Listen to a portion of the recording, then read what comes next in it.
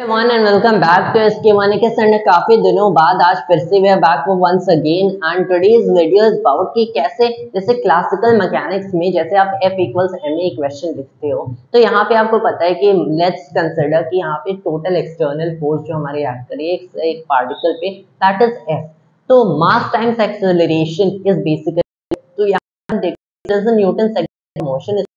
Constant mass वाला case. इससे एक क्या होगा F equals dt by dt होगा। तो F equals dt by dt जब आप यूज करें तो कांस्टेंट मास आप क्या हो यही चीज बन जाती है। तो आपने क्या किया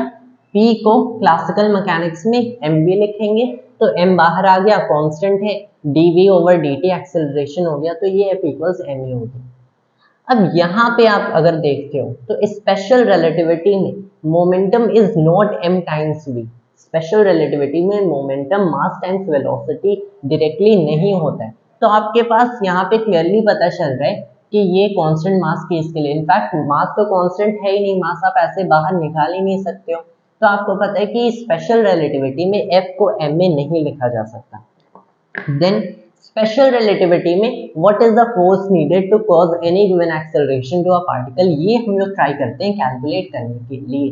तब यहाँ पे अगर आप देखो स्पेशल रिलेटिविटी में आपने क्या लिखा कि mv ओवर में the root of 1 minus v square over c square, this is momentum, ये हमारी मोमेंटम होती है। अब यहाँ पे v is the velocity of the particle, तो अगर मैंने चाहा तो यहाँ पे वेक्टर लगा दूंगा तो यहाँ पे भी वेक्टर हो गया, ये हमारा एक वेक्टर इक्वेशन बन गया। This m is not the actually the mass of the particle, कहना राइट नहीं होगा, it is the rest mass of particle, क्योंकि डिस्टिंग्विश करना इंपॉर्टेंट होता है between rest mass and relativistic mass. तो इस चीज को मैंने m नॉट लिख दिया। हमें इस चीज का टाइम डेरिवेटिव कैलकुलेट करने, वन डायमेंशनल मोशन लेंगे तो वेक्टर की जरूरत नहीं है। तो मुझे क्या करना है, time derivative of m not v over root of 1 minus v square over c square. इसे कैसे कैलकुलेट करें, m not is the rest mass, तो ऑल्दो मास चेंज होता है लेकिन वो रिलेटिविस्टिक मास होता है, रेस्ट मास तो वही होगा। तो आपके पास क्या हो गया, m नॉट बाहर निकल गया, this is the time derivative of what, this is the time derivative of root 1 minus v square over c square को मैंने c root of c square minus v square over c square लिख दिया, तो ये root का c square c हो गया, ऊपर हो गया। तब ये जब ऊपर आएगा आपको पता है m नॉट मैंने बाहर लिया, v चेंज हो रहा है, यहाँ पे भी v स्क्वायर चेंज हो रहा है, ये जो c ऊपर आया it is speed of light constant हो गया, तो ये m naught c time derivative of m naught नहीं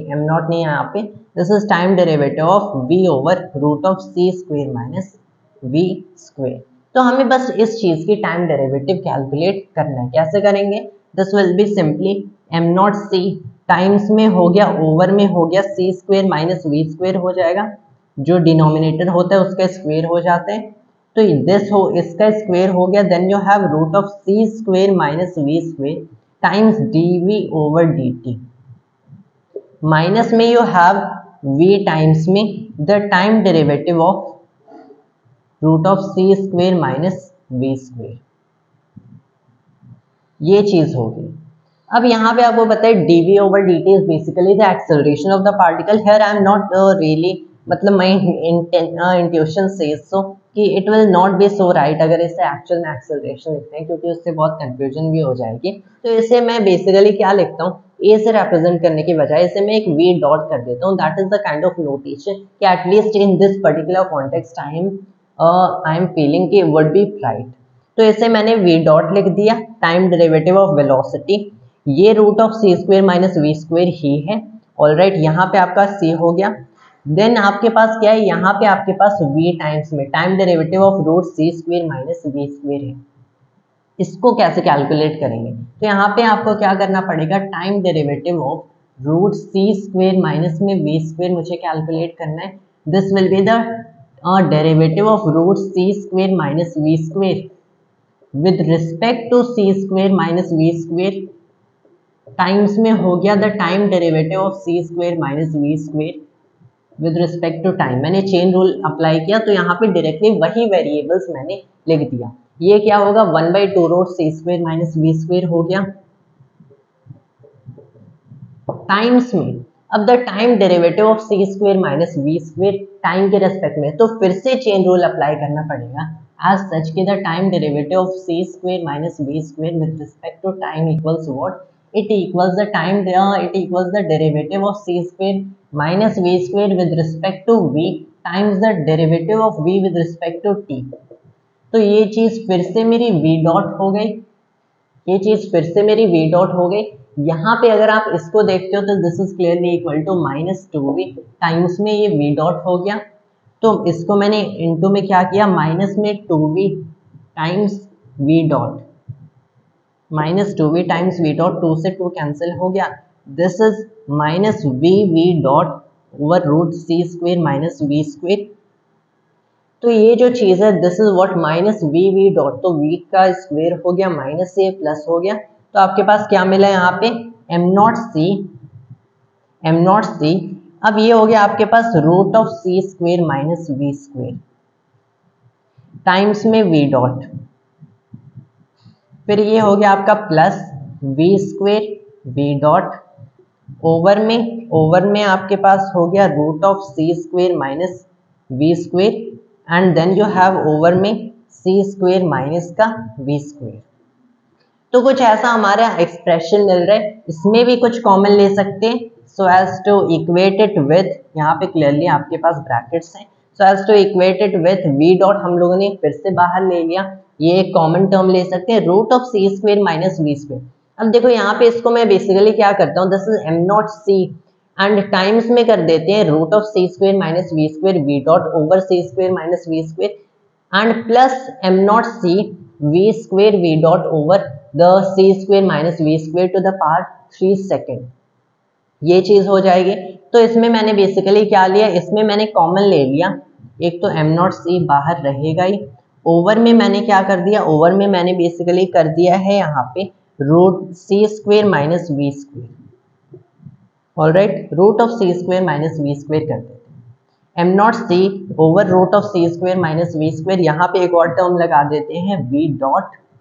तो ये टर्म हो गया m naught c v dot over the root of c square minus v square. तो यहाँ पे आप क्या बेसिकली दिख रहा है, ये जो टर्म होगा 1 हो जाएगा, किससे ऐड हुआ, यहाँ पे ये वाला टर्म है m naught c v dot, तो वी स्क्वेयर एक तो टर्म आपको यहाँ पे देखा, अब ओवर में क्या हो जाएगा, यहाँ पे root c square minus v square है, root c square minus v square, तो क्या बचा सी स्क्वेयर माइनस में वी स्क्वेयर बच गया। तो ये जो आपका एक्सप्रेशन है this is basically the final expression जो कि आपको मिल रहा है, जो कि किसी भी गिवन पार्टिकल के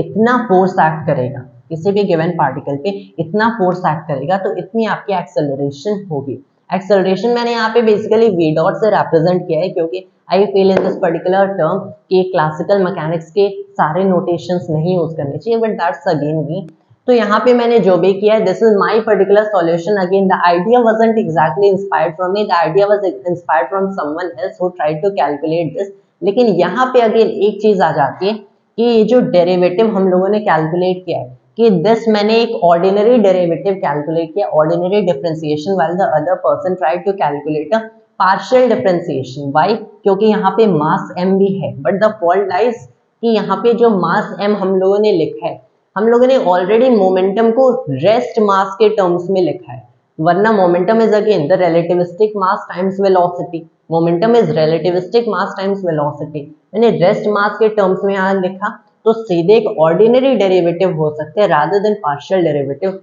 कंसिडरिंग कि द ओनली वेरिएबल जो कि यहाँ पे वेरी कर रहे हैं इज वेलोसिटी नॉट मास, क्योंकि रिलेटिविस्टिक मास वेरी कर रहे हैं लेकिन मोमेंटम को लिखे हैं हम लोग रेस्ट मास के टर्म्स में।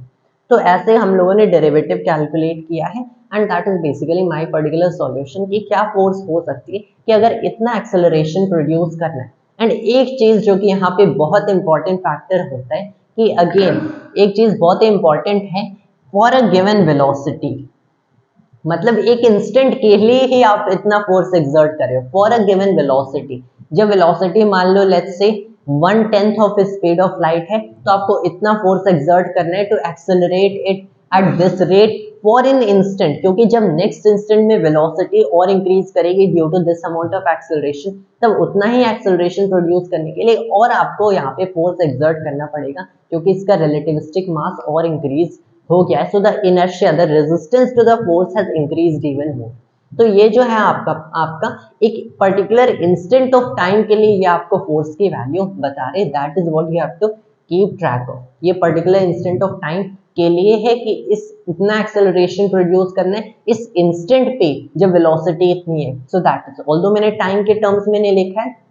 rather velocity के टर्म्स में लिखा है। That was all for today's video of mine and thanks to all of us.